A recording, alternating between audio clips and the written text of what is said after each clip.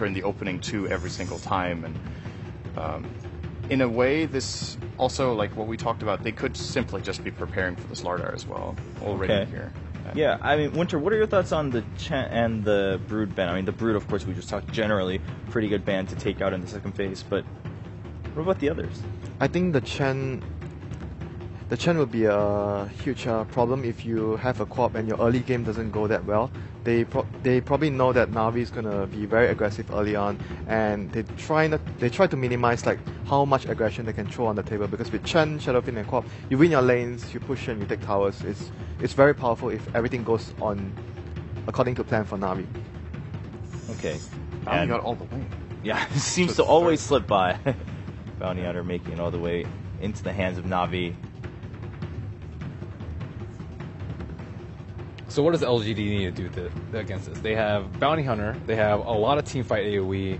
Luckily, they took out some of the heroes that are very good at sieging high ground or ending the game very early. But do you counter this by trying to 5-man a lot or out late game then, so that even if you give up trap kills, you're not set that far behind in terms of the later phases of the game? Well, they got the Wisp, and most of the time when LGD grabs this, they get it with the Tiny. So I feel like that's right. Maybe almost already set. Another benefit of this is one way of dealing with Bounty that we've seen is to pick defensive lanes that are really difficult for him to gank early so he doesn't get any momentum. And if you've got an Io lane, Io can just tether into the carry that he's trying to gank and save him. You have Dazzle in another lane. It seems like a pretty good approach against Bounty to just limit his options really in the early game. And talking from the LGD's perspective as well, that they seem to prioritize, like when they give away Shadowfin, they want to have the Wisp plus Tiny because it's really good versus the Shadowfin. Yeah. And what Secret did was they lane Shadowfin with a partner to counteract that. So with Na'Vi picking the Bounty Hunter this early on, unless they switch it to a core, then you can actually allocate a support to lane with the Shadowfin. Otherwise, it's difficult. Once you place a Bounty Hunter as a support, you want to have another support on the safe lane, more or less. Yeah. So it's difficult to allocate one more support towards the middle lane. Okay, and the Disruptor coming out after the Wisp pick as a response here for Na'Vi. I think it's pretty interesting that LGD didn't ban Wyvern. I think when Secret played Na'Vi, they actually first banned Wyvern, even without playing the Wisp. So, I mean, I don't really think it would reveal too much for them, but it seems like they were waiting for Saneko's hero to possibly come out and then pick the IO from there. I think they can still pick Wyvern if they swap the Bounty to a core position. It's still possible. But why would you pick Disruptor over Wyvern when you have Soneko as a Wisp counter in this game? Probably they're already planning that they want to put the Bounty as a core. Then they want to throw their opponents off. Okay, they have a support Bounty. They pick another support Disruptor. We are not going to ban, like in the last ban, we are not going to take out Wyvern, and then you take Wyvern. Maybe that's the plan. But is that worth it then? Is it worth it to get both Wyvern and Disruptor? That seems a little overkill to me, and it means they have very, very little ways of initiating. Yeah, that could also be a problem if they have Wyvern to finish their lineup. The only initiation they have is the Curse, and the rest of the heroes don't really have any means of stopping or just starting a fight. So that could, I mean, Glimpse is decent in terms of situations. The reason I would have liked Wyvern over Disruptor as well is how well it sets up for a Requiem and a Sonic Wave. Like, you actually pull them together, and then you just line them up and knock them down, right? Whereas Disruptor, landing a good kinetic field that holds 2 or 3 heroes in place is so much more situational. There's so many more counterplays. They can even relocate out of it if they get Tiny caught in the kinetic field as long as Wisp isn't in it. So, I'm not sure. It might just, I'm actually very surprised because Na'Vi have such a good... I mean, Soneko is also a great Disruptor player, so it's not that, but they've just had more success with Wyvern. The Darkseid would have been really good for them. It combos well with the Disruptor. It's really good versus IO and Tiny, and it sets up for Bounty as well in the lane. Iron Shell on the Bounty. That's annoying for the supports, especially what LGD has right now. They have one support in middle, one support at top, so only one person is going to be dealing with the Bounty Hunter. Bounty Hunter with Iron Shell is very troublesome with a lone support.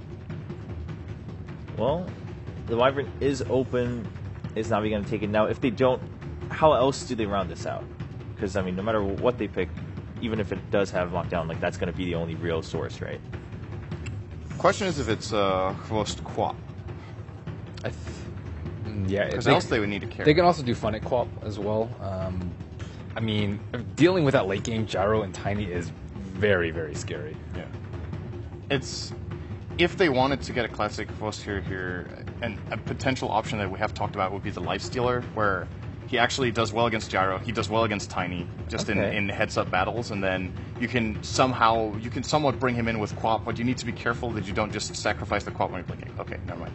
So, wait a second.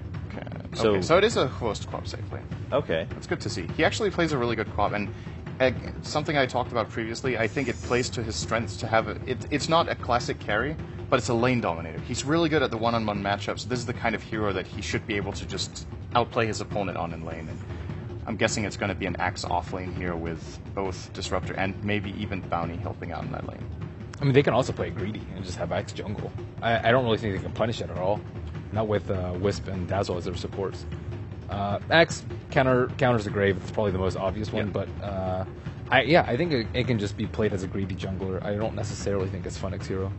Although, it depends on what they want to do with the Bounty Hunter. Do they want to like scout out the stacks and try and take them with Axe and Shadow Fiend later? I mean, they have very good tools to invade LGD's jungle, which Secret tried to utilize in the first game. Right.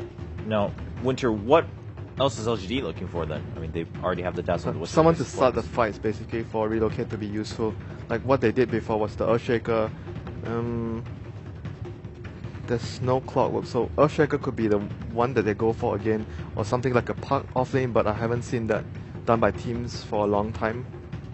But that's what they definitely need, someone to start a fight. Alright, still ample time for LGD. Do you think they're thrown off a little bit by the Axe and the Disruptor, perhaps? Yeah, they might be figuring. They might be figuring out whether the Axe is a greedy pick or how they want to deal with it, or it's just a laning Axe with a Disruptor and a Bounty Hunter roaming, like what Sin mentioned before.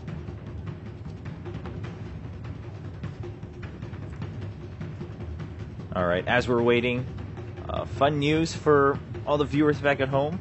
We have another Techies game, and this time it's funny because it's between Secret and Complexity, both teams who pick Techies, so Secret will be using it against Complexity, trying to give them a taste of their own medicine. But that's a nice meanwhile, Spirit Breaker rounding things out for LGD, so that's Havost Axe and Funnic Quap. Okay. Yeah, Frost plays a good Axe too. Again, same logic. Very aggressive, in your face. Alright, Winter, I mean, how do you feel about the Spirit Breaker? I think that's part of what you were discussing. Yeah, Spirit Breaker is a good way to start the fights for them, and it's very tanky, very hard to kill.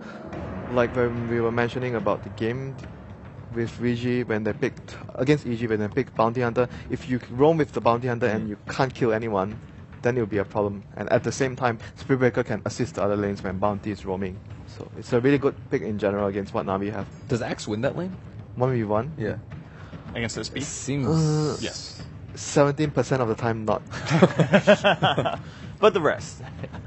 So it really depends on the 17% here. LGD versus Na'Vi about to go into their first game. Now this does matter a lot for Na'Vi. If they can't even get a single point in this matchup, things are looking really grim to enter the top 4 of the group. Of course, not eliminated just yet, but it is nice to get a head start in the bracket stage. We are into the first game between Na'Vi and LGD. Lanes are quite flexible. Ladies and gentlemen, welcome in from the live streams wherever you are in the world. Get ready for an exciting match. It's LGD Gaming sitting atop the group, tied with Secret after a thrilling 1-1 series earlier today. They want the 2-0s here. They've got Na'Vi on the docket right now, and, well, as for Secret, they'll be battling up against MVP and Complexity. LGD still to face Fnatic later in the tournament. That will be tomorrow. But for now, Na'Vi, they're the team fighting for their playoff lives here, gods. They want to start in the upper bracket. In order to do it, they really need 2 2-0s, and, well, LGD sits there as the brick wall in front of them. Can Na'Vi find the old magic? If there ever was a time, now is the time. So we get underway with the game, both teams moving into the bottom side of the map. We are going to have a quick pause here from MMY. As we were discussing during the draft, the curveball from LGD is the Spirit Breaker. They see the last pick of the Axe. Before that, if this was, say, Team Secret, you almost certainly expect a Queen of Pain safe lane. But when they see the Axe come out, they think that's likely the safe lane hero for Havost, anticipating an Earthshaker off lane, and that's something Axe would dominate 1v1. So LGD make a bit of an adjustment. They get the more aggressive off laner for Yao, as well as something that can put more pressure on the Shadow Fiend of Dendi mid. Well, so Nico going to get some good scouting information, sees the LGD 5-man at the bottom rune, and now Na'Vi can make the call just to not fight this. Dendi's going to go for the top bounty rune. He's got 2 branches and doesn't really want to fight this at all. We'll have an early skirmish here, perhaps. Nico is the one scouting it. Does not really want to run down into the river. Oh, is he going to go for this? Sentry. This is risky. Nico. Oh, he does grab that. Whoa. Oh, that's they so don't even bold. sentry it. The double bounty steal could have easily been a first blood, but he ends up living to tell the tale. A risky maneuver, and it works out. And LGD actually switching up the lanes. They end up sending the Spirit Breaker top, and they're going to aggro dual lane. And this is the beauty of Gyrocopter. He can pretty much go anywhere, but it does leave a Queen of Pain versus Spirit Breaker matchup, something that most Spirit Breaker players aren't too excited to see. Yeah, this is I'd say, smart decision. The Axe has a lot of problems against the Rocket Barrage. You can't just run into the Gyrocopter too easily. And the Spirit Breaker against Queen of Pain is not that big of a mismatch like the Earthshaker matchup we saw last game for Yao, or early against Secret for Yao. So he can hold his own to some extent. He's very tanky with a Stout Shield and plenty of HP regen. Well, Dendi already going to work here in the mid lane, and because they did not get the bounty rune for LGD, the bottle is a bit delayed. Only now coming out. It forces maybe into a quick salve. Dendi only sitting on 3 CS, but a good start for a Shadow Fiend in this matchup. There will be a bit of a Sentry Ward war here in the mid lane, and there's currently one on Xiao 8. None on MMY, though. It gives Sanico the edge, and it is worth pointing out he's been doing some warding off in the Dire jungle here. He put one ward towards the most commonly stacked camp, and he might even look for some body blocks if that IO continues to move and focus on economy. Now swinging around towards the bottom lane, but in they go. They make the move on Dendi, and, well, don't kill him yet, but they threaten him.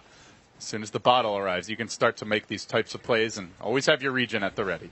Yeah, Dendi going to be bottle crowing, and he has to be very careful about how he moves around this map. So Sanico comes back, and he's going to be kind of constantly having to babysit Dendi here to secure his farm. Uh-oh. Well, this could be trouble. No Yikes. sentries, though.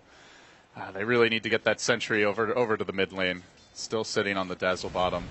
In fact, he's walking towards the rune. He may just complete the journey